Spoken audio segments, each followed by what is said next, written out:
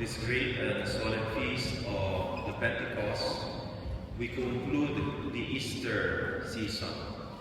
After this Mass, we will put off the light of the Easter candle, and we will no longer see the Easter candle next Sunday. We will keep it and we will bring it out when there is baptism.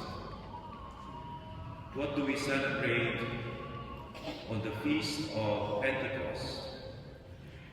This is the day when Jesus sent the Holy Spirit to the apostles in Jerusalem while they were in what we call the upper room. And the Acts of the Apostles, from which the first reading was taken, is called the Gospel of the Holy Spirit. That is because you can read in the Acts of the Apostles that the disciples only started their mission and their work after they have received the Holy Spirit from the Lord. And this was the promise of Jesus to them after the resurrection.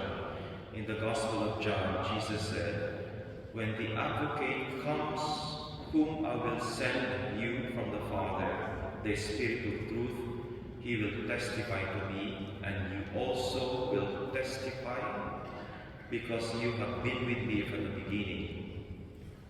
And in the Acts of the Apostles, Jesus promised to them, "You will receive the power of the Holy Spirit, and you will be my witnesses not only in Jerusalem, but to the ends of the earth." To the ends of the earth, hanggang sa pinakadulo ng daigdig. Tell me, is there any place you know in the world where the Church of Christ is not present? Tell me a country in the world where there are no Christians.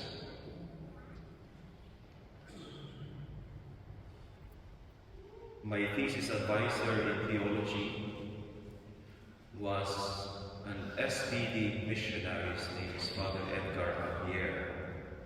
And he has been a missionary in Polynesia, in the Samoan Islands, for 20 years.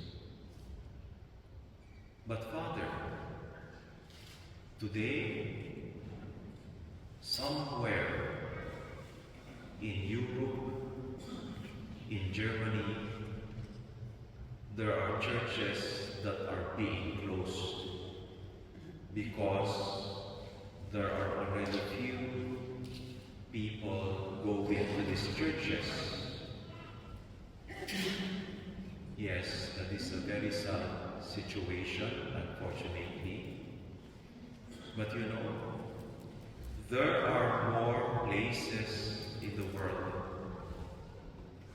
where new churches are being built because the church is alive and increasing. In every one Catholic that is leaving the church in Europe, there are 5 more being baptized in Africa, in Korea, in Vietnam, in India, Indonesia, and in China, and in the Philippines. So, okay.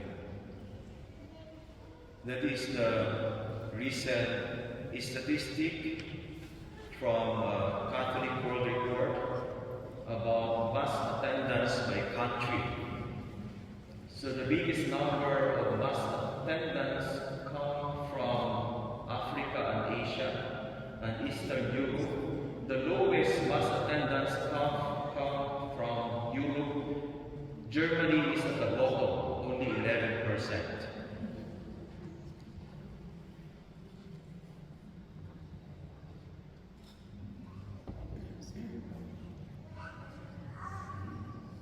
But don't look at the bottom. Yes, those are all red. Look at the top. 94% mass attendance in Africa. 60%, 71% in the Philippines, in some parts of Asia. We trust the Lord's promise. You will testify not only in Jerusalem, but to the ends of the earth. But this day is not only about the promise of Jesus, it is also about the promise that the church, His church, will be guided by the Holy Spirit until the end of time. So what does this feast of Pentecost mean to us as a church, as a community of Christ's disciples, and as an individual Christian? First, the Holy Spirit was given to the apostles while they were together. The first reading says, when the time of Pentecost was fulfilled, the disciples were all in one place together. They were in one place together. They were together. After the resurrection, when Jesus appeared to the disciples, they did not go home and minded their own business. They did not go home and practice the do-it-yourself spirituality. It's my faith, my personal faith, and it's between me and my God. Do-it-yourself faith and spirituality. They did not go to their homes and minded their own business. Instead, they were together, and it is good to remember that when we come together in the Holy Eucharist, the Holy Spirit is more present to us. The Lord is more present to us in the power of the Holy Spirit when we come together in the Holy Eucharist. That's the first. Second, and lastly, the Holy Spirit was also given to them individually, not only as a group, as a community, but individually. The second reading says, to each individual, the manifestation of the Spirit is given for some benefit. And in the Gospel, it is said, He breathed on them, and He said to them, receive the Holy Spirit, whose sins you forgive are forgiven, whose sins you retain are retained. In other words, the coming of the Holy Spirit provided the disciples with new energy, with new inspiration and courage and love, so that they will do the task that Christ had given to them. And we know that this is true because of the very wide reach of the church today. Again, tell me a place in the world, tell me a country in the world where there are no Catholics or there are no Christians.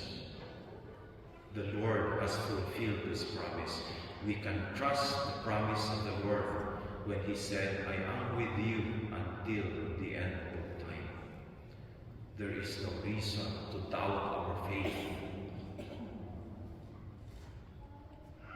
And so, if you experience discouragement in your faith, if you are bothered by questions because we live today in a very secular world, if your faith is becoming weak because of difficult situations in your life, please pray to the Holy Spirit. We often pray to God the Father. We pray to Jesus, but we seldom pray to the Holy Spirit. And so in this short moment of silence, can we pray, come, Holy Spirit.